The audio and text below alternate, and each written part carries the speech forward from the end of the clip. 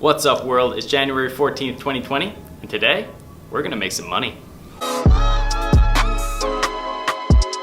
Welcome back to Riding the Bull, a series where my girlfriend and I are budgeting our time and our money to try to save $75,000 over the next 12 months. For me, this means putting away $1,000 each week for the next 52 weeks. Throughout the series, I'll be showing you the investments I make, as well as showing you the tricks that we're using every single day to save our money and stay on budget. I'm hoping that sharing this information with you will help you take that next step, or maybe even your first step, towards financial freedom. Before we take a look at our investments for this week, I want to share a bit of my financial journey with you and let you know why financial literacy and freedom became important to me in the first place. It was only a few years ago that I had no control over my spending and I was making no progress towards my financial freedom. I was working with companies that were paying well above minimum wage, yet at the end of each 2-week pay period, I would look at my account and I would see that my balance was either at, near, or below $0.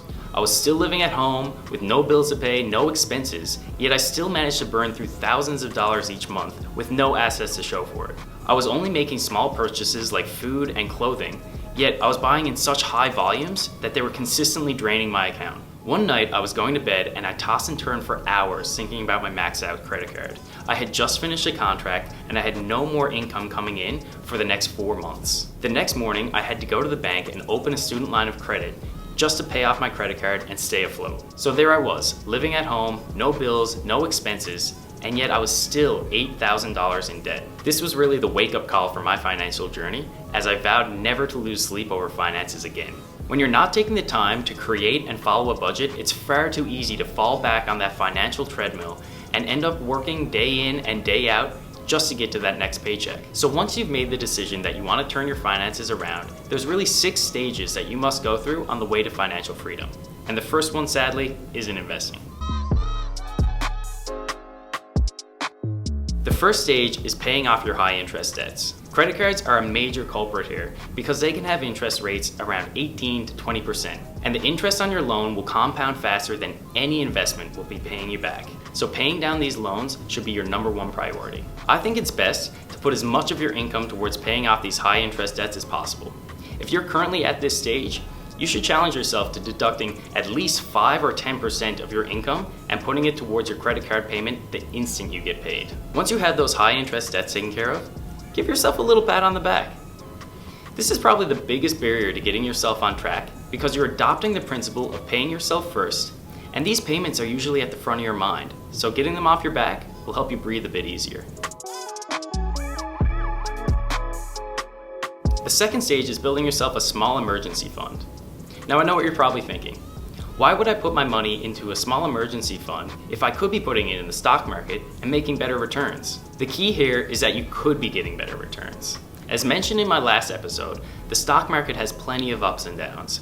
And so what happens if you make your purchases when the stock market is high, but then have an emergency when it's declining, or even worse, we're in a recession? You'll be selling your stock at a loss just to cover your costs. This is why investing should be a long-term strategy, and you should only be investing with money that you can afford to leave in the stock market as it regains strength, so you can sell at a higher price than what you purchased at. This is why most financial experts recommend that singles put away 3 months of income, while couples like myself and Anna, we should have about 6 months. This may sound like a lot right now, but if you take that percentage of your income that you use to crush your high interest debts and you put it into a savings account, you'll be well on your way. This one's important because you're basically making free money. Many employers in Canada have RRSP contribution matching, which means they'll match your deposits into your RRSP account up to a certain percentage of your salary. Now, some companies like mine don't have established employer matching programs. However, the company that Anna works for will match her RRSP contributions up to 6%. By maximizing her contributions, Anna can make thousands of dollars a year while ensuring that she has money saved for retirement. Let's take another second to congratulate ourselves. At this point, you've paid off your high interest debts, you've built yourself an emergency fund, you've gotten free money from your employer, and you've saved some money for retirement. Now you can finally start investing through a government tax advantage account like an RRSP or a TFSA. Deposits into an RRSP can be used to lower your taxes paid at the end of each year. And investments in a TFSA can grow without being taxed on their gains. They're tax-free. For those of you with mortgages, or like me a few years ago with outstanding student loans, it's time to get those debts off your back. You can take that percentage of your income and start putting it towards your low interest debts. Once they're paid off, you can take the money that you were once paying towards the loan and its interest and start putting it into accounts that work and make money for you. This is what you've been waiting for, and it's the fun part. Now that you have investments that are generating income, and you basically have a portion of your salary that's on autopilot for paying yourself, you can join me and start making financial goals. And when you hit them, you ball hard. It's that easy. Now that we have our finances in order and a savings goal set for ourselves, let's start to think about where we're putting those dollars. My account now has the $1,000 that we deposited last week, and as this is a relatively small amount to invest, I won't be able to achieve proper diversification by investing in individual stocks. And like your parents always told you, don't put all your eggs in one basket. Instead, I'll be investing $500 into a Canadian ETF and $500 into a US ETF. For my Canadian ETF, I'll be investing in XEI. This ETF tracks 50 to 75 Canadian companies, with the majority of its holdings in communications, energy, financials, and utilities. It has a dividend yield of 4.8% and an MER of just 0.22%. For my US ETF, I'll be investing in DVY.